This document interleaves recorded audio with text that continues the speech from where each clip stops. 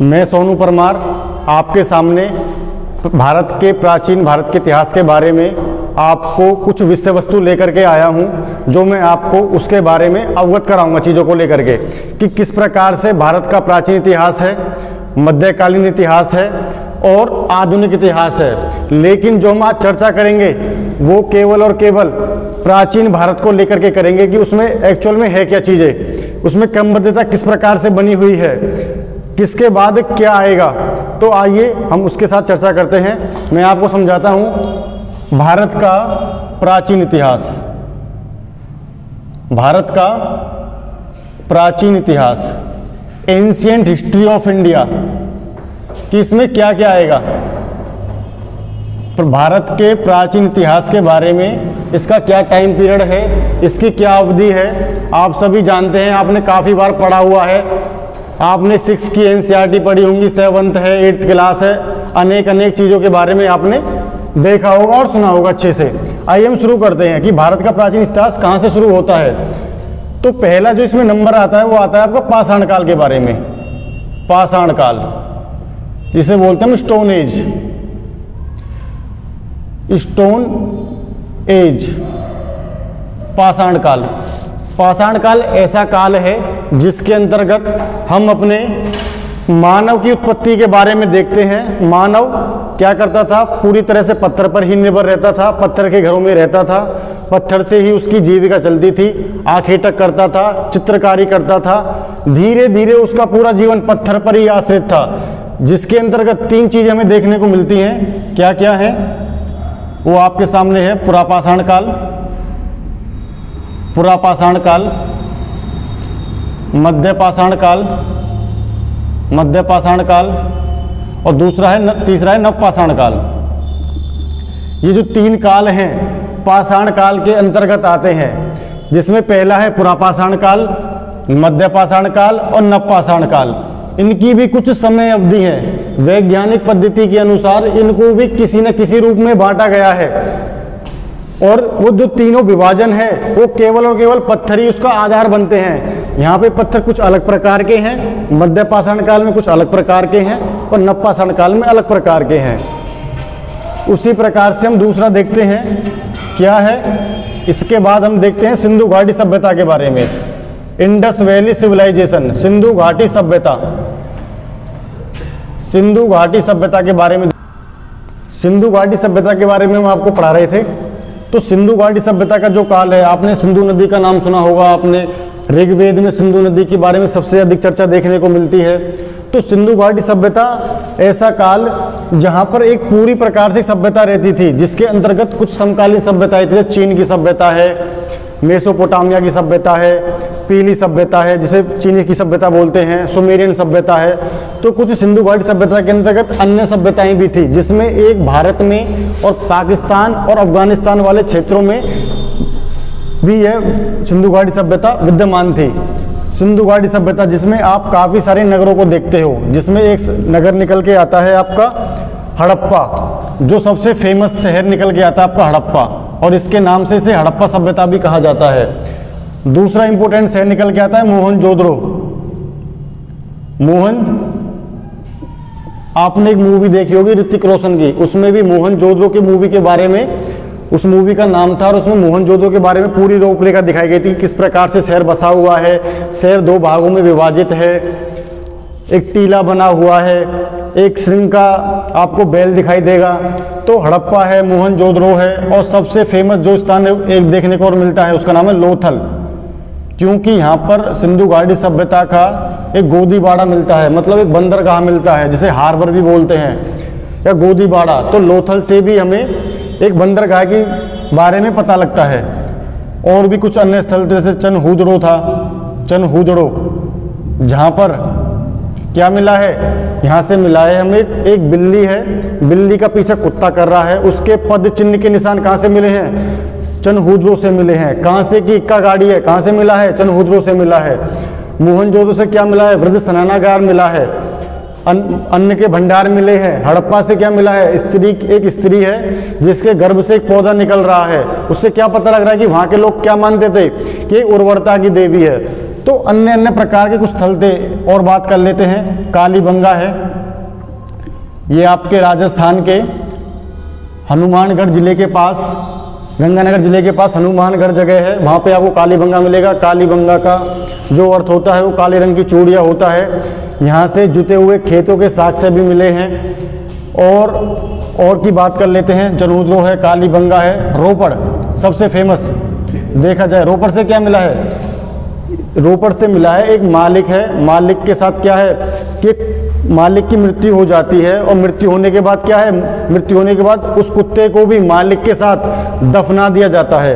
तो रोपड़ में ये साक्ष्य मिला है। मैं जो आपको बातचीत कर रहा हूँ आपके साथ और आप सभी को जो बता रहा हूँ, ये इनके प्रमुख कुछ स्थलों से कुछ चीज़ें मिली हैं, कुछ वस्तुएं मिली हैं जिन्हीं से आपसे क्वेश्चन आते हैं।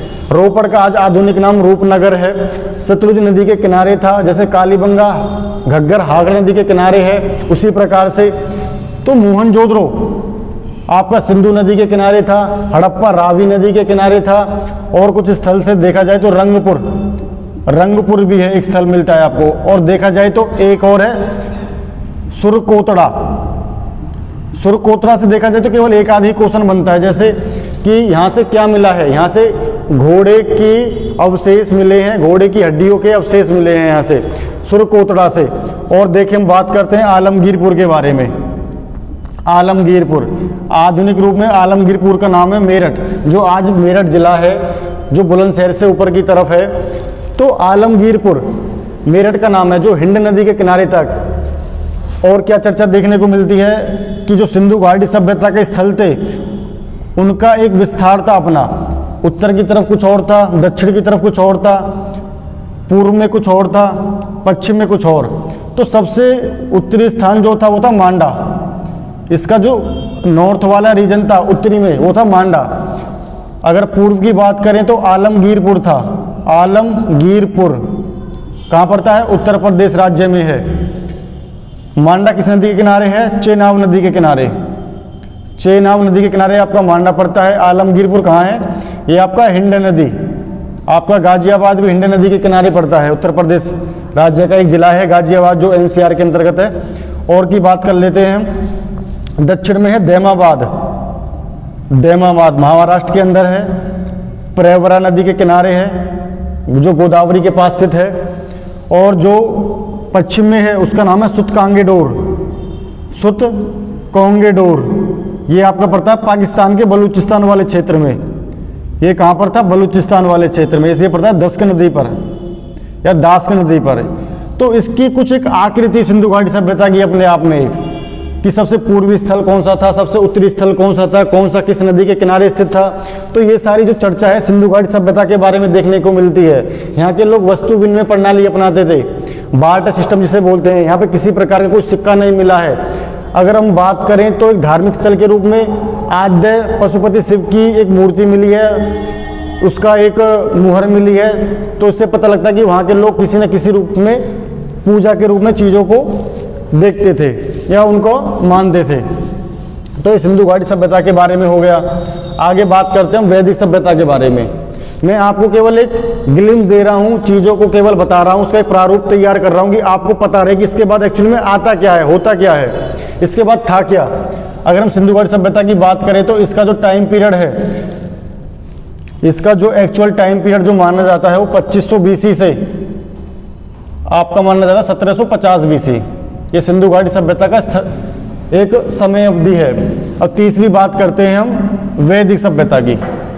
वैदिक सभ्यता, वैदिक सिविलाइजेशन, ये भी दो पार्ट में डिवाइड है।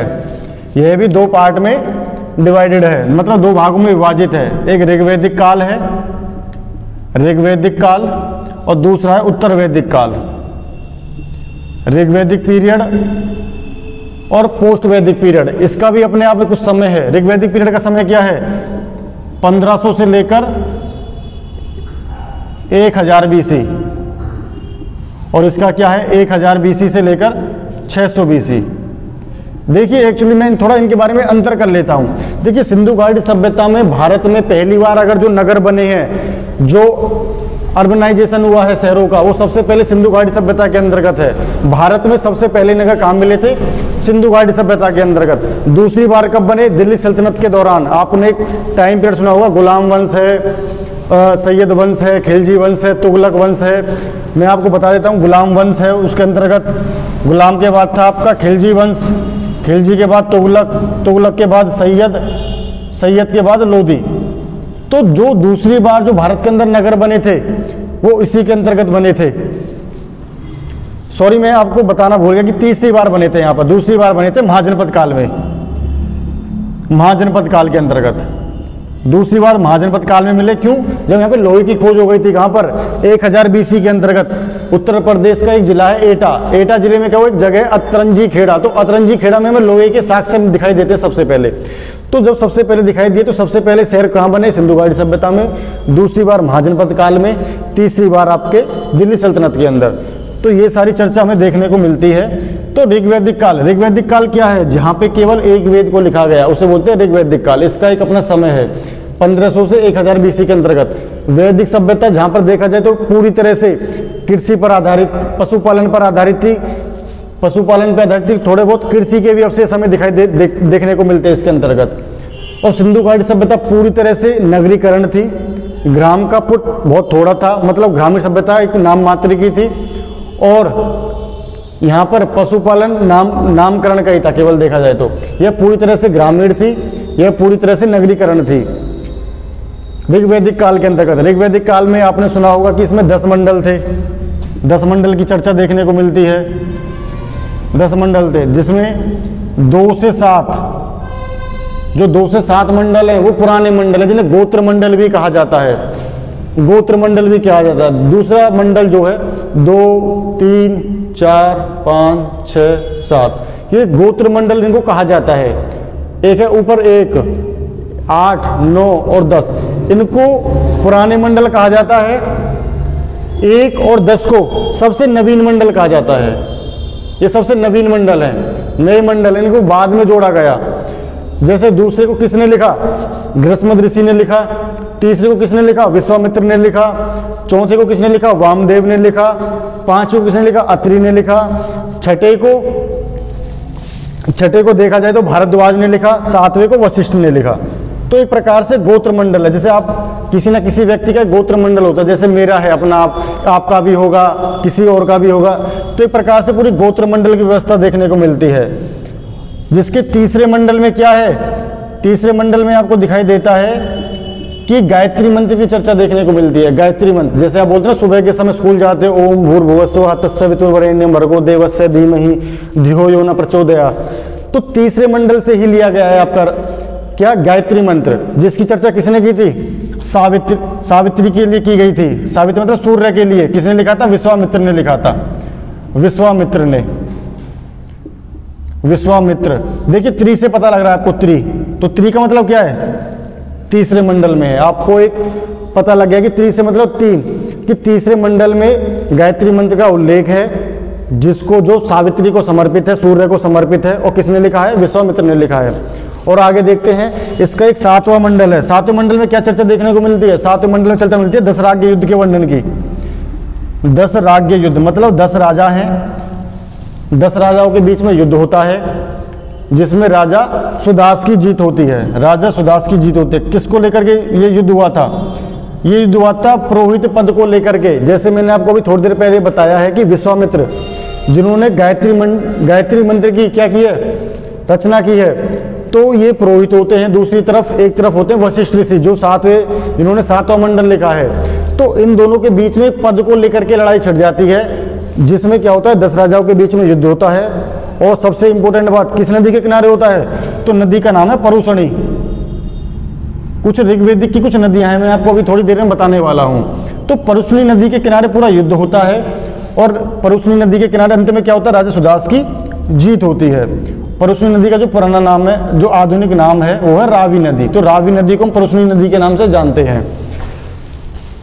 बात करते हैं 10वें मंडल की। 10वें मंडल में क्या है? एक विशाल पुरुष की संकल्पना दी गई है कि एक व्यक्ति है, एक विराट पुरुष है, जिसके बारे में क्या बताया कि उसके मुख से ब्राह्मण निकलते हैं, हाथों से क्षत्रिय निकलते हैं, जंघाओं से वैश्य और पैरों से शूद्र की एक संकल्पना बताई गई कि इस प्रकार से विराट पुरुष है। उसके इसे बोलते हैं पुरुष सूक्त की, पुरुष सूक्त के बारे में बताया गया है। 10वें मंडल में पुरुष सूक्त के बारे में बताया गया है। ये आपका ऋग्वेद के 10 के 10 मंडल के बारे में हमने चर्चा कर ली है। जो इम्पोर्टेंट थे उसको हमने खुद काफ़ी डिफाइन किया है। तो कुछ नदियाँ भी हमें देखने को मिलती हैं ऋग्वेदिक काल की। कुछ नदियाँ हैं, जैसे मैं आपको बात कर लेता हूँ। चेनाब नदी है, चेनाब का कुछ अपना एक नाम था नया। झेलम नदी है, झेलम एक्सप्रेस भी चलती है, आपको शायद पता हो। व्यास नदी है, व्यास के साथ साथ गंडक नदी है। ये ऋग्वैदिक काल की कुछ नदियां हैं। और मैंने आपको परुष्णी के बारे में बता दिया है, रावी नदी है। जैसे चेनाब का नाम क्या था? अस्कनी। चेनाब नदी को अस्कनी नाम से पुकारते थे। झेलम को क्या था? वितस्ता, वितस्ता के नाम से जानते थे। वितस्ता का मतलब क्या है? जैसे आपने एक सुना होगा कि अलेक्जेंडर सिकंदर भारत के अंदर आया था, यूनानी आक्रमणकारी था, मौर्य वंश से पहले आया था, 1-2 वर्ष पहले नंद वंश के शासनकाल में। तो उसने क्या किया? वितस्ता नदी के किनारे सिंध के राजा पोरस के साथ युद्ध लड़ा। किस नदी किनारे? वितस्ता, जिसे हाइडेस्पीज का युद्ध भी बोलते हैं।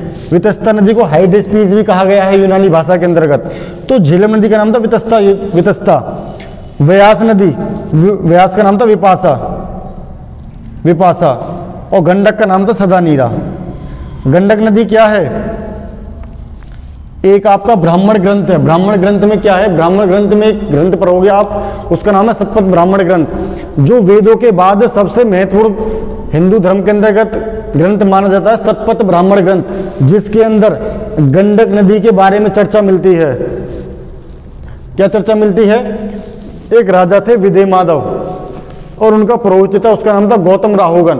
वो क्या करते हैं कि एक अग्नि को जलाते हैं, और जलाने के बाद क्या करते हैं? जलाने के बाद उसको लेकर के चलते हैं, और अग्नि क्या करती है? अंत में गंडक नदी को पार करने से मना कर देती है। तो इसकी चर्चा शतपथ ब्राह्मण ग्रंथ में देखने को मिलती है। तो ये सारी बातें हमने कर ली आपसे। कुछ ऋग्वैदिक काल के अंतर्गत कुछ देवता थे, जैसे इंद्र थे, अग्नि थे, वरुण थे। इंद्र सबसे प्रमुख देवता थे, जिनकी चर्चा देखा जाए तो 250 बार देखने को मिलती है। और क्या था? दूसरे महत्वपूर्ण देवता अग्नि थे, जिसके 200 हैं। तीसरे फिर वरुण हैं। वरुण के बाद धीरे धीरे सभी का नंबर आता है।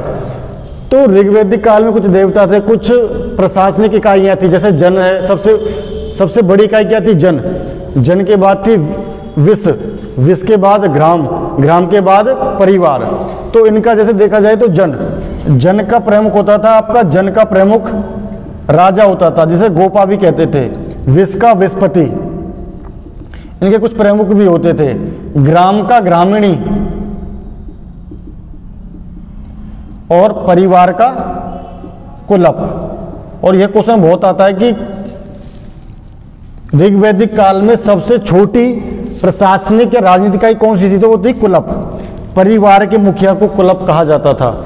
जन शब्द की चर्चा 275 बार देखने को मिलती है।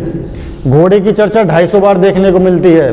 कुछ संस्थाएं भी थी, जैसे आप आज देखते हो लोकसभा है, राज्यसभा है, तो उसी प्रकार से उस समय सभा और समिति भी थी। सभा और समिति की चर्चा, सभा की 8 बार, समिति की 9 बार। एक थी विधत की, यह ऋग्वेद की सबसे पुरानी संस्था थी, जिसकी चर्चा 122 बार देखने को मिलती है।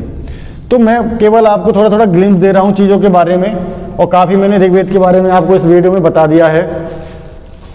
तो उत्तर वैदिक काल में क्या होता है कि जो ऋग्वैदिक समाज कर्म पर आधारित था, वह उत्तर वैदिक काल में क्या हुआ? एक जन्म पर आधारित काल बन गया। मतलब जो व्यवस्था थी वो कठोर रूप धारण कर लेती है। उत्तर वैदिक काल जन्म पर आधारित व्यवस्था थी। ऋग्वैदिक काल के अंदर क्या था? यह आपकी कर्म पर आधारित थी। और उत्तर वैदिक काल में सभा और समिति को प्रजापति की 2 पुत्रियां भी कह दिया जाता है कि जो सभा और समिति हैं, जो संस्थाएं थी ऋग्वैदिक काल के अंतर्गत, वो ऋग्वैदिक काल में क्या थी? उत्तर वैदिक काल में क्या हो गया उनका? वो पुत्रियां बता दी गई। किसकी? प्रजापति की 2 पुत्रियों के बारे में बता दिया गया। एक बात और इंपॉर्टेंट निकल के आती है कि जो ऋग्वैदिक काल में एक देवता थे, उनका नाम था पूषण। जो यहाँ पर अन्य देवता थे, उनको यहाँ पर शूद्रों का देवता बना दिया गया। यहाँ पर वो पशुओं के देवता थे, यहाँ पर शूद्रों के देवता थे। पूषण से भी बहुत कुछ सुना था कि पूषण उत्तर वैदिक काल में किसके देवता थे, ऋग्वैदिक काल में किसके देवता थे। देखिए हमने इस पर काफ़ी चर्चा कर ली है। यहाँ पर 3 वेदों को लिखा गया था, यजुर्वेद, सामवेद और अथर्ववेद। उनके कुछ उपवेद हैं, हम आने वाली क्लासों में उनके बारे में भी चर्चा करेंगे। आइए बात करते हैं चौथे के बारे में, वैदिक सभ्यता के बाद। वैदिक सभ्यता की बात करते हैं हम महाजनपद काल की। महाजनपद काल की, क्योंकि उत्तर वैदिक काल में मैंने आपको बताया था कि 1000 BC के अंतर्गत लोहे की खोज हो गई थी। तो उसी प्रकार से जो ऋग्वैदिक काल में मैंने आपको बताया था जन के बाद बताया था मैंने आपको जनपद, और जनपद का ही बड़ा रूप क्या हो गया, लोहे के आविष्कार हो जाने से बड़ा रूप धारण हो गया। तो जनपद और महाजनपद बड़ा रूप धारण कर लिया, जिसमें हमें 16 महाजनपदों की चर्चा देखने को मिलती है। किसमें, मैं आपको भी बौद्ध धर्म और जैन धर्म के बारे में बताऊंगा। तो बौद्ध धर्म का एक प्रसिद्ध ग्रंथ है अंगुत्तर निकाय, जिसे 5 निकाय हैं। अंगुत्तर निकाय है, खुद्दक निकाय है, दीर्घ निकाय है, मध्यम निकाय है, संयुक्त निकाय है। तो 5 निकाय हैं, तो उसमें से एक महत्वपूर्ण ग्रंथ है अंगुत्तर निकाय। तो अंगुत्तर निकाय में 16 महाजनपदों की चर्चा देखने को मिलती है। और आगे है एक ग्रंथ और था जैन धर्म का, उसका नाम है भगवती सूत्र, उसमें भी 16 महाजनपदों की चर्चा देखने को मिलती है। तो महाजनपद काल में वैसे मैं आपको एक बार नाम बता देता हूँ, जैसे कुरु था, वत्स है, वज्जी है, मगध है, चेदी है, अस्मक है, कंबोज है, गांधार है, मत्स्य है, अवंती है। देखिए अस्मक दक्षिण भारत का एकमात्र महाजनपद था, अंग है। तो इस प्रकार से 16 महाजनपद है। काशी था, कौशल है, पांचाल, तो ये सारे 16 महाजनपद थे जो महाजनपद काल में हमें देखने को चर्चा मिलती है। आगे चल के क्या होगा कि उनमें से ही एक बड़ा जनपद महाजनपद निकल के आएगा, उसका नाम होगा मगध। मगध धीरे धीरे क्या करेगा, सबको कैप्चर कर लेगा। जो 16 महाजनपद हैं, धीरे धीरे क्या होगा कि एक ऐसा समय आएगा नंद वंश के समय तक कि 16 महाजनपद एक में ही सिमट जाएंगे। वो किसका नाम क्या है, मगध। और आगे चल के क्या होगा, मगध ही चलेगा। तो मगध में फिर आगे चल के आपको पता है जैसे कि बृहदत्त वंश सबसे पहला वंश आता है। अगर एक मुख्य रूप से देखें तो हर्यक वंश की स्थापना होती है, जिसकी स्थापना बिंबिसार करता है। हर्यक वंश के बाद आपका शिशुनाग वंश शिशुनाग के द्वारा की जाती है, नंद वंश महापद्म नंद के द्वारा, और उसके बाद आता है आपका मौर्य वंश, जिसकी हत्या चाणक्य की एक पॉलिसी के अनुसार, नीति के अनुसार, एक षड्यंत्र के अनुसार, मतलब षड्यंत्र तो नहीं कहेंगे लेकिन एक पूरी एक नीति के अनुसार नंद वंश की समाप्ति हो जाती है। तो उसके बाद एक मौर्य साम्राज्य चलता है। तो इसी के साथ साथ 2 धर्म भी चलते हैं, जिसका नाम है बौद्ध धर्म, बौद्ध एवं जैन धर्म। बौद्ध एवं जैन धर्म ये भी साथ साथ चलते हैं, बौद्ध एवं जैन धर्म साथ साथ चलते हैं। ये भी बौद्ध धर्म, देखिए दोनों क्षत्रिय थे। महात्मा बुद्ध यहाँ पर निकल के आते हैं, जिनका बचपन का नाम, जिनका जो वास्तविक नाम होता है तो सिद्धार्थ है। यहाँ पे महावीर स्वामी निकल के आते हैं, जो जैन धर्म के 24वें तीर्थंकर कहलाए जाते हैं। पहले तीर्थंकर ऋषभदेव थे।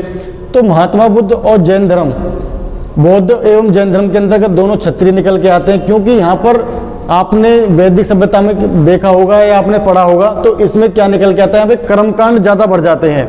एक वर्ग इतना ऊपर उच्च हो जाता है कि नीचे वाले लोगों, जैसे मैंने बताया क्षत्रिय, ब्राह्मण, वैश्य, शूद्र, जो वैश्य और शूद्र की जो हालत है वो बड़ी पतली हो जाती है, और समाज के अंदर जानवरों की संख्या धीरे धीरे कम होने लगती है। अंधविश्वास बहुत बड़े लेवल का बढ़ जाता है। तो उस चीज़ों को, उन कुरीतियों को कम करने के लिए 2 प्रबुद्ध व्यक्ति जन्म लेते हैं। महात्मा बुद्ध, जिनका नाम सिद्धार्थ था, और जैन धर्म में महावीर स्वामी, जिनका नाम क्या था, वर्धमान। इनका वास्तविक नाम था वर्धमान। आप एक बार सुन लीजिए, वर्धमान इनका वास्तविक नाम था। महात्मा बुद्ध और महावीर स्वामी ये दोनों प्रमुख रूप से निकल के आते हैं। इसके बारे में हम चर्चा करेंगे। जैसे इनका जन्म 563 BC में हुआ था, इनका जन्म 599 BC में हुआ था। देखिए जैन धर्म के अंतर्गत महावीर स्वामी का जन्म बहुत सी किताबों में 540 BC लिखा हुआ है, लेकिन हम अगर वास्तविक अच्छे रूप से देखें या अच्छी किताबों को पढ़ें तो हमें इनका जो जन्म है वो 599 BC। कहाँ पर हुआ था जन्म इनका? कुंडग्राम में, एक जगह है कुंडग्राम, तो वहाँ इनका जन्म हुआ था।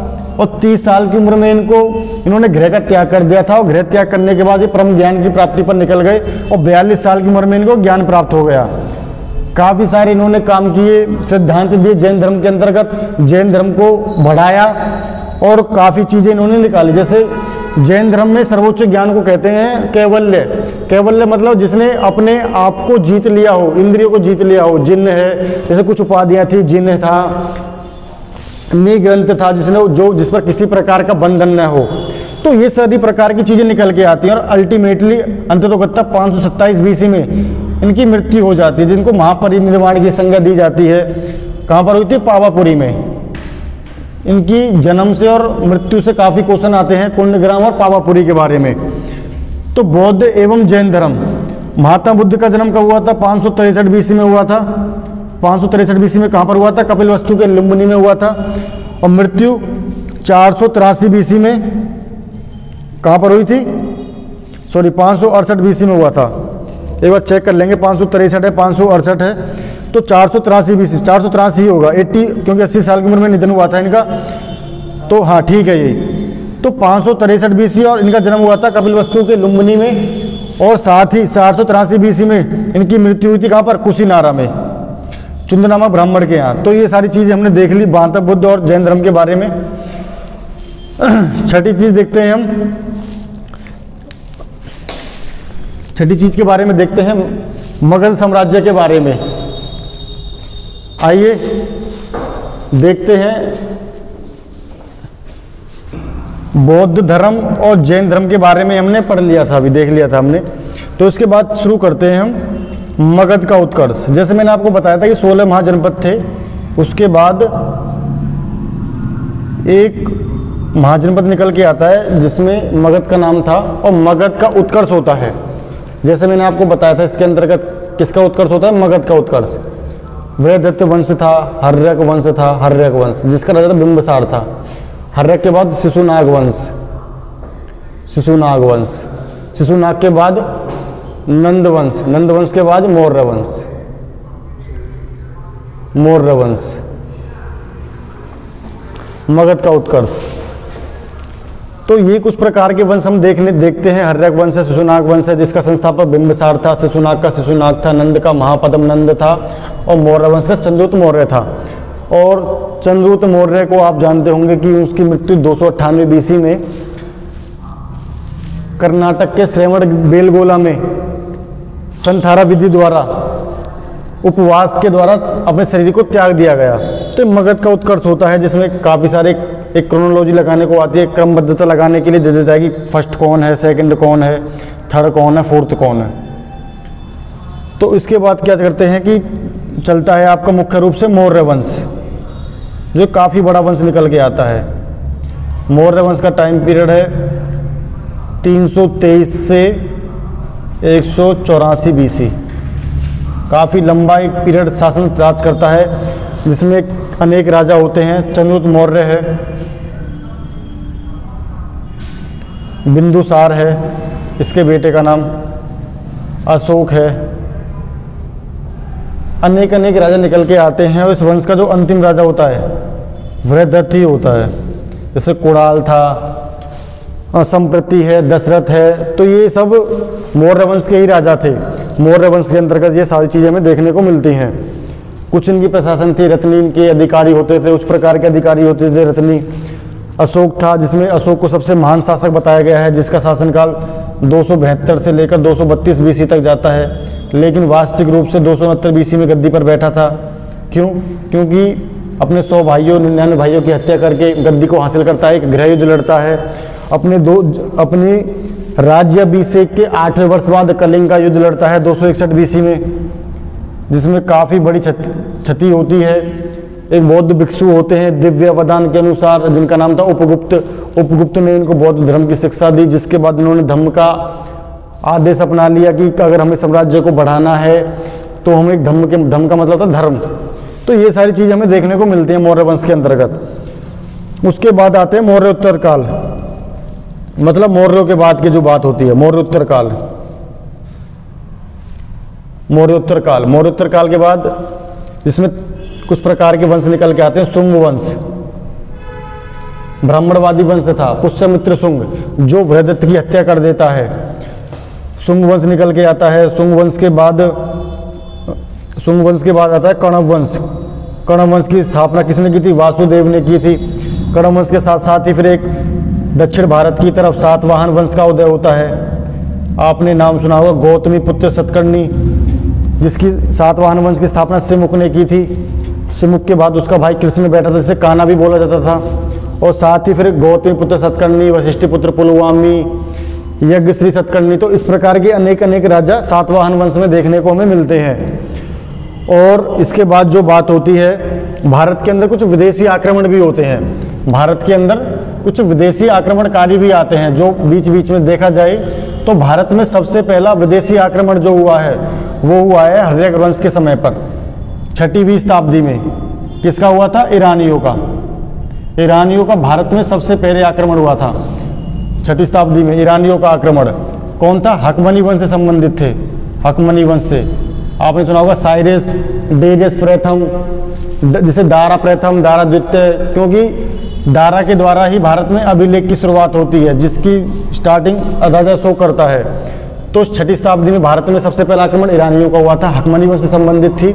और दूसरी चीज़ें, अगर इसके बाद जो आक्रमण हुआ था वो हुआ था चंद्रगुप्त मौर्य के समय से पहले, अलेक्जेंडर सिकंदर, सिकंदर का आपने नाम सुना होगा। तो उस समय नंद वंश का शासन था, राजा पौरस से नंद वंश का राजा था उस समय घनानंद, धनानंद जो भी बोलते हैं। नंद वंश था उस समय बिहार वाले क्षेत्र में था, मगध वाले रीजन में। तो उसी समय सिंध का एक क्षेत्र था, सिंध में एक राजा था, उसका नाम था पौरस। जैसे मैंने आपको पहले बताया था, वितस्ता नदी के किनारे एक युद्ध होता है, राजा पौरस के साथ युद्ध होता है, किसका? अलेक्जेंडर सिकंदर का। उसके बाद जो भारत में जो विदेशी आक्रमणकारी आते हैं, विदेशी आक्रमणकारी, 9वां पॉइंट देख लेते हैं। विदेशी आक्रमणकारी, जिनकी एक क्रमबद्धता है अपनी भी, जैसे मैंने आपको बताया हर्यक वंश है, शिशुनाग है, नंद है, मौर्य, उसी प्रकार से इनकी भी क्रोनोलॉजी है, क्रमबद्धता है। कौन कौन है? हिंद यूनानी है, शक है, इनको इंडो ग्रीक भी बोलते थे, शक को सीथियन भी बोलते थे, इनके कुछ अपने उपनाम हैं। इनके बाद शक की 5 शाखाएं थी भारत के साथ साथ भारतीय अफगानिस्तान था, पंजाब था, मथुरा था, ना महाराष्ट्र वाले क्षेत्र में थी, गुजरात वाले क्षेत्र में थी। तो शक के साथ हिंदू यूनानी शक के बाद कौन आए? पहलव, जिन्हें पर्थियन भी बोला जाता था, पर्थियन। इसके बाद आए कुषाण। तो कुषाण सबसे अंतिम आक्रमणकारी थे। कुषाण में आपने एक फेमस राजा था जिसका नाम था कनिष्क। कनिष्क राजा हुआ। कनिष्क ने क्या किया? भारत के अंदर जैसे गद्दी पर बैठा 78 AD के अंतर्गत क्या किया? संघ संवत चलाया, जो भारत का राष्ट्रीय पंचांग भी है। और साथ में क्या किया? 2 राजधानियां बनाई, पुरुषपुर और मथुरा। पुरुषपुर का मतलब है पेशावर, और 2 गांधार कला शैली, मथुरा कला शैली, मूर्तियों की रूप में, स्कल्पचर के रूप में 2 शैलियां विकसित की। और सबसे महत्वपूर्ण बात जो निकल के आती है, इसके समय में बौद्ध धर्म की चतुर्थ बौद्ध संगीति हुई। 4th बौद्ध संगीति हुई। राजा का नाम कनिष्क था। अध्यक्षता किसने की? देखिए, अध्यक्षता और उपाध्यक्ष इन दोनों से बहुत थोड़ा कंफ्यूजन बनी रहती है। तो अध्यक्ष का नाम था वसुमित्र। उपाध्यक्ष कौन थे? अश्वघोष। ये अध्यक्ष और उपाध्यक्ष थे। ये अध्यक्ष थे, ये उपाध्यक्ष थे। तो क्वेश्चन आता है कि अध्यक्ष कौन थे और उपाध्यक्ष कौन थे? अश्वघोष ने काफी सारी रचनाएं की हैं, जैसे सारीपुत्र प्रकरण, सौदरानंदन, बुद्ध चरित्र। तो इनकी कुछ रचनाएं, बहुत महान विद्वान थे अश्वघोष। ये इन्हीं के दरबार में रहते थे। और एक फेमस व्यक्ति और था, चरक।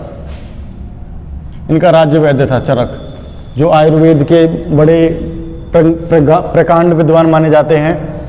तो उसी प्रकार से पूरा ये विदेशी आक्रमण के दौरान हुआ था। और एक बात और कर लेते हैं कि भारत में सबसे पहले सोने के सिक्के किसने जारी किए? सबसे पहले 3 क्वेश्चन निकल के आते हैं कि भारत में सबसे पहले सोने के सिक्के किसने जारी किए, सबसे शुद्ध सिक्के सोने के किसने जारी किए, और सबसे अधिक मात्रा में सोने के सिक्के किसने जारी किए। तो अगर हम देखें तो हिंदू यूनानियों ने सबसे पहले सोने के सिक्के जारी किए। सबसे शुद्ध सोने के सिक्के किसने जारी किए? तो कुषाण शासकों ने किए। और सबसे अधिक मात्रा में किसने किए? गुप्त शासकों ने किए। तो हमने सारी इन पे चर्चा कर ली है। इसके बाद देखते हैं हम विदेशी आक्रमणकारी हो गए, सातवाहन हो गया, शुंग, कणव, तो ये सारी चीज़ें हो गई हैं। विदेशी आक्रमणकारी के बाद हिंदू यूनानी शक, पहला कुषाण, कुषाण में कनिष्क। तो इनके बाद अगर हम देखें तो कुषाणों के बाद जो कुषाणों के सामंत थे, आधिपत्य थे, यस, तो वो थे गुप्त, गुप्त वंश। गुप्त वंश का संस्थापक कौन था? श्री गुप्त था। गुप्त वंश का संस्थापक श्री गुप्त था। इसका एक बेटा होता है घटोत्कच। ये दोनों थे, जो घटोत्कच और श्रीगुप्त, ये दोनों स्वतंत्र नहीं थे पूर्ण रूप से, संप्रभुता नहीं थी इन दोनों के पास। 240 से 280, 280 से 319 इन्होंने महाराज की उपाधि ग्रहण की, दोनों ने, बाप बेटे ने। तो गुप्त वंश का जो टाइम पीरियड चलता है देखा जाए तो एक वास्तविक रूप से तो 319 से लेकर 550 से 50 AD तक चलता है, इनका ईस्वी तक चलता है। जो इनमें सबसे फेमस राजा निकल के आता है उसका नाम होता है चंद्रगुप्त। कौन होता है? चंद्रगुप्त मौर्य नहीं, चंद्रगुप्त प्रथम। देखिए बहुत से लोग क्या करते हैं, मैं थोड़ा कन्फ्यूजन दूर कर देता हूँ मैं आपकी। हम कभी कभी चंद्रगुप्त, जब जैसे ही हम कभी नाम लेते हैं, आपस में पढ़ते हैं, तो चंद्रगुप्त प्रथम को क्या समझ लेते हैं कि मौर्य वंश का राजा है। ऐसा नहीं है। मैंने आपको बताया था कि मौर्य वंश की स्थापना कब हुई थी? 323 के पास, ये BC का समय है। देखिए AD और BC में क्या अंतर है? जो अब क्या चल रहा है, 2021 का समय चल रहा है, ये है ईसा मसीह। यहाँ पर ईसा मसीह का जन्म हुआ था। ईसा मसीह के बाद का समय क्या कहलाता है? AD कहलाता है, ईस्वी कहलाता है। जो आजकल NCERT जो कहती है वो NCERT किसे बोलती है? Common era. ईसा के बाद का समय, पहले का समय क्या कहलाता है? BC कहलाता है, इसे बोलते हैं BCE आजकल NCERT में जरा, बिफोर कॉमन एरा। तो ईसा के बाद का समय ईस्वी बोलते हैं, ईसा के बाद पहले के समय को BC बोलते हैं। तो चंद्रगुप्त प्रथम ये गुप्त वंश से संबंधित है, इसके नाम में ही सरनेम में लिखा हुआ है गुप्त, और इसका सरनेम क्या है? मौर्य वंश। तो चंद्रगुप्त मौर्य कहाँ की बात कर रहे हैं? 323 BC की। और ये बात कब की हो रही है? 319 की, क्योंकि जो इसका टाइम पीरियड 319 से लेकर कब तक का है? 335। तो 300 साल ये हो गए। जैसे मैं आपको दिखा देता हूँ, ये 0 है, यहाँ बात हो रही है 319 की, ये AD है, इसे मैंने आपको बताया था अभी, ये है 323 BC। अब ये टाइम क्या होगा? पीछे की तरफ जाएगा, तो 300 साल ये हो गए, 300 साल ये हो गए, तो 600 साल होगा। एक मोटा मोटा अंतर दिखाई देता है। तो आप आगे से समझ लेना कि चंद्रगुप्त प्रथम और चंद्रगुप्त मौर्य ये अलग अलग व्यक्ति हैं, एक ही व्यक्ति नहीं है, अलग अलग व्यक्ति हैं। 600 सालों का इनके अंदर अंतर भी हमें देखने को मिलता है।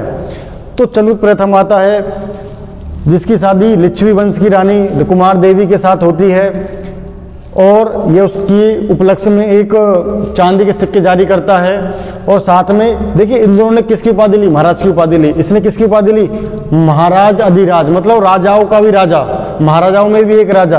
तो महाराज अधिराज की इन्होंने क्या ली थी? उपाधि ली थी। इसके बाद इसका एक बेटा आता है, होनार बेटा, उसका नाम है समुद्रगुप्त। जब कभी बात आती है तो लोगों के मुख से एक ही व्यक्ति का नाम निकलता है, समुद्रगुप्त का नाम, क्योंकि बड़ा फेमस राजा था। समुद्र मौर्य 335 से लेकर 375 तक, बहुत सी बुकों में 380 भी लिखा हुआ है, लेकिन इसके बीच में इसका एक बेटा बैठता है, उसका नाम होता है रामगुप्त, जिसकी चर्चा देवी चंद्रगुप्तम में देखने को मिलती है। तो समुद्रगुप्त 335 से 375 के आसपास देखने को मिलता है। तो समुद्रगुप्त से काफी सारे क्वेश्चन आते हैं। भारत का नेपोलियन भी कहा जाता है। V.S. स्मिथ के अनुसार, एक औपनिवेशिक इतिहासकार थे, V.S. स्मिथ के अनुसार इनको भारत का नेपोलियन कहा गया है। लेकिन अगर देखा जाए तो इनको भारत का नेपोलियन कहना बेकार की बात है, क्योंकि इन्होंने कभी आज तक किसी भी युद्ध में पराजय नहीं मिली थी। देखा जाए तो नेपोलियन पूरे यूरोप से तो जीत गया, पूरे अपने क्षेत्रों से तो जीत गया, लेकिन कभी इंग्लैंड से नहीं जीत पाया। तो नेपोलियन ने अपने जीवन में कई बार हार का सामना करना पड़ा, लेकिन समुद्रगुप्त ने तो कभी भी हार का सामना नहीं किया। जैसे हम देखते हैं, ये उत्तर भारत है, ये दक्षिण भारत है, साउथ इंडिया, ये नॉर्थ इंडिया है। तो इसने नॉर्थ इंडिया के 9 शासकों को हराया और दक्षिण भारत के 12 शासकों को हराया, लेकिन इन पर प्रत्यक्ष रूप से नियंत्रण था, इन पर अप्रत्यक्ष रूप से नियंत्रण था। तो इनको अपने अधीन बनाए रखा और इनको क्या कहा? इनको अपने अंदर, मतलब डायरेक्ट शासन चलेगा इनके ऊपर। तो समुद्रगुप्त ने अपने जीवन में कभी भी हार नहीं मानी।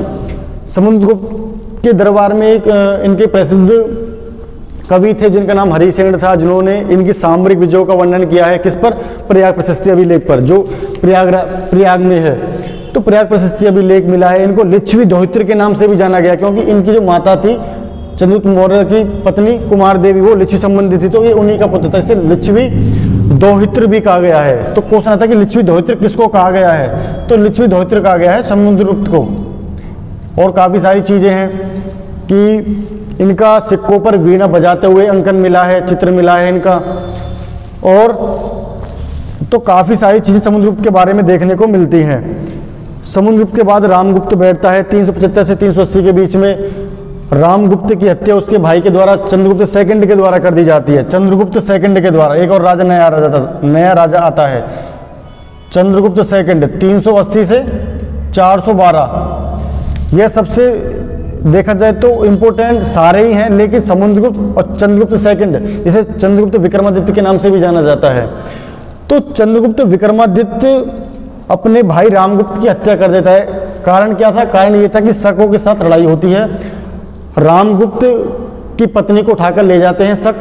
तो उनको बड़ा एक अजीब सा महसूस होता है कि मतलब कि भैया किस प्रकार के व्यक्ति हैं। तो वो एक कायरता का उन्हें एक रूप देखने को मिलता है और उनको वो शकों से लड़ने के लिए जाते हैं और अपनी भाभी को लेकर के आते हैं और उनसे फिर शादी भी कर लेते हैं, क्योंकि अपने भाई की हत्या कर देते हैं। क्योंकि देख के कायर है, जो अपनी महिला की रक्षा नहीं कर सका वो साम्राज्य की रक्षा क्या करेगा। तो उसी प्रकार की इसकी सारी जो रचना है वो देवी चंद्रगुप्तम में देखने को मिलती है। देवी चंद्रगुप्तम पूरा जो कहानी है, पूरे जो नाटक है, किसने लिखा था? देवी चंद्रगुप्तम विशाख दत्त ने लिखा है। विशाख दत्त की काफ़ी सारी कृतियां हैं, जैसे इनकी एक और कृति है मुद्रा राक्षस, तो विशाख दत्त ने ही लिखी है। समुद्रगुप्त के दरबार में एक और महान बौद्ध भिक्षु थे जिनका नाम था वसुबंधु। क्या नाम था? मैं यहाँ पर लिख देता हूँ, वसुबंधु। इनका भी बड़ा, इन्होंने भी काफ़ी सारी रचनाएं की हैं, वसुबंधु। आगे बात करते हैं हम चंद्रगुप्त के बारे में। तो चंद्रगुप्त सेकंड के बारे में हम बात कर लेते हैं। ये भी अपने आप में एक महत्वपूर्ण शासक थे, बहुत ही बड़ा इनका हमें नाम देखने को मिलता है। इन्हें चंद्रगुप्त विक्रमादित्य के नाम से भी उपाधि दी गई है। इनके अनेक नाम थे, देवगुप्त था, परम भागवत था, देव ऋषि था, तो अनेक सारे नाम थे इनके। और विक्रमादित्य की भी उपाधि, इनके दरबार में 9 रत्न थे, आपने सुना होगा, वराहमीर, कालिदास की अनेक कृतियां हैं। उन्होंने कई नाटक लिखे हैं, महाकाव्य लिखे हैं, रघुवंशम है, अभिज्ञान शकुंतलम है। और एक थे मालविकाग्निमित्रम। मालविकाग्निमित्रम इनका मैंने आपको बताया ना शुंग वंश के बारे में। तो शुंग वंश में एक राजा हुआ था पुष्यमित्र शुंग, और पुष्यमित्र शुंग के बाद उनका बेटा अग्निमित्र और एक रानी थी मालविका। तो मालविकाग्निमित्र मतलब इन मालविकाग्निमित्रम रचना में शुंग वंश के राजा अग्निमित्र और मालविका के प्रेम प्रसंग के बारे में बताया गया। किसने लिखा है? कालिदास ने लिखा है। कालिदास ने अनेक कृतियां लिखी हैं। तो उसी प्रकार से एक चीज और देखते हैं कि इनके दरबार में एक व्यक्ति आया था, चीनी यात्री, क्या नाम था? फाइयान। कब आया था? 399 के अंतर्गत। तो 399 में फाइयान भी भारत के अंतर्गत आया था, और जिसने एक पुस्तक भी लिखी है फो क्यों की एक पुस्तक लिखी है, जिसमें उन्होंने बौद्ध धर्म की शिक्षा के बारे में पूरा लिखा है, साम्राज्य के बारे में बताया है। फाइयान भारत के अंतर्गत आया था, जो काफ़ी लंबे समय तक भारत के अंदर रहा। और साथ ही इनके बारे में एक चीज़ और है कि इनका एक दिल्ली के पास एक महरौली जगह है, जो उसके पास कुतुब मीनार में एक लौह स्तंभ है। लौह स्तंभ मतलब एक आयरन का पिलर है, जिसपे एक नाम लिखा हुआ है, जिसपे एक राजा का नाम मिलता है चंद। तो चंद का मतलब है चंद्रगुप्त सेकंड, मतलब इनके नाम का एक पता लगता है कि इस पे चंद लिखा हुआ है और जो इन्हीं के नाम संबंधित है। तो चंद्रगुप्त सेकंड की बात करते हैं। चंद्रगुप्त सेकंड के बाद देखा जाए तो इनकी एक बेटी का नाम था प्रभावती इनकी बेटी थी, जिसकी शादी वाकाटक वंश के राजा रुद्रसेन द्वितीय के साथ होती है। रुद्रसेन द्वितीय के साथ इनकी बेटी की विवाह होता है, जिससे एक बेटा उत्पन्न होता है दिवाकर सेन के बाद सबसे अंतिम प्रवरसेन द्वितीय होता है। प्रवरसेन द्वितीय के समय में एक सेतुबंदी नामक काव्य की रचना की जाती है। तो काफ़ी सारी चीज़ हमें देखने को मिलती हैं। बहुत से लोगों ने वाकाटक वंश का नाम भी शायद मुश्किल ही सुना होगा। तो यही सारी चीज़ हमें देखने को मिलती हैं। तो आगे हम थोड़ा और बात कर लेते हैं किसके बारे में, शुंग वंश गुप्त वंश के राजाओं के नाम के बारे में। कुमारगुप्त एक राजा होता है, कुमारगुप्त, जिसके समय में नालंदा विश्वविद्यालय की स्थापना की जाती है। स्कंदगुप्त हूणों के आक्रमण, मतलब हूणों का जो आक्रमण है, हूणों का आक्रमण इन्हीं के समय पे होता है, हूणों का आक्रमण। और ये उनको बाहर निकाल देता है। स्कंदगुप्त के समय में सुदर्शन झील का पुनरुद्धार करवाया जाता है स्कंदगुप्त के समय पर। तो ये सारी चीज़ें हमें देखने को मिलती है। इसका जो अंतिम सबसे सारा होता है वो बुद्धगुप्त होता है, बुद्धगुप्त या विष्णुगुप्त। इसका जो सबसे अंतिम राजा होता है बुद्धगुप्त या विष्णुगुप्त। तो अनेक राजाएं होते हैं। और एक आपने नाम सुना होगा एरण अभिलेख। क्या है? एरण अभिलेख। एरण अभिलेख में क्या मिलता है कि पहली बार किसी स्त्री के सती होने का पहला प्रमाण मिलता है। किसके अंतर्गत? एरण अभिलेख में। कब का है ये? 510 एडी का, जिसमें एक सेनापति होता है गोपराज। उसकी गोपराज की मृत्यु होने पर उसकी पत्नी सती हो जाती है। तो इसकी चर्चा में एरण अभिलेख में देखने को मिलती है। तो एरण अभिलेख बहुत बड़ा देखा जाए तो इतिहास के अंदर सती प्रथा का सबसे पहला साक्ष्य है, प्रत्यक्ष रूप से देखा जाए तो। उससे पहले अगर सती प्रथा की बात हमें उत्तर वैदिक काल में भी देखने को सुनने को मिलती है, देखने को तो नहीं मिलती है, बल्कि सुनने को ही मिलती है केवल। तो ये सारी चीज़ें हमें पता लगती हैं। गुप्त वंश के बाद, गुप्त काल के बाद देखा जाए, गुप्त काल को कला एवं साहित्य का गोल्डन ईरा माना जाता है। इसे स्वर्ण भी बोलते हैं इसे। तो आगे चल के क्या होता है, गुप्त काल के बाद कुछ वंश होते हैं जिसका नाम था वर्धन वंश। वर्धन वंश जिसे बोलते हैं वर्धन वंश, जिसमें आपने एक राजा का नाम सुना होगा प्रभाकर वर्धन। पुष्यभूति वंश भी बोलते हैं इसे, पुष्यभूति वंश। पुष्यभूति वंश के नाम से भी इसे जाना जाता है। प्रभाकर वर्धन होता है, उसका बेटा राज्यवर्धन। दो बेटे होते हैं, राज्यवर्धन और हर्षवर्धन। प्रभाकर वर्धन की मृत्यु के बाद उसका बड़ा भाई राज्यवर्धन बैठता है 606 तक। 606 के बाद 647 तक राजा हर्षवर्धन गद्दी पर बैठता है। राजा हर्षवर्धन काफ़ी बड़ा समुद्र शासक होता है। अपनी राजधानी कन्नौज को बनाता है और अपनी बहन का विवाह मौखरी वंश के शासक गृहवर्मा के साथ करता है। गृहवर्मा की मृत्यु गौड़ वंश के शासक शशांक के द्वारा कर दी जाती है। गृहवर्मा की मृत्यु, जिसका बदला लेने के लिए हर्षवर्धन जाता है और शशांक को हराकर आगे कार्यभार को संभालता है। हर्षवर्धन के समय में कौन आया था? हुइंगसांग, चीनी यात्री हुइंगसांग भारत में आता है। पहले पढ़ने के लिए आया था भारत में। बाद में क्या होता है कि 629 के बाद ये नालंदा विश्वविद्यालय के अंदर आचार्य या कुलपति भी बन जाता है आने वाले समय में, प्रिंसिपल डीन भी बन जाता है वहाँ का।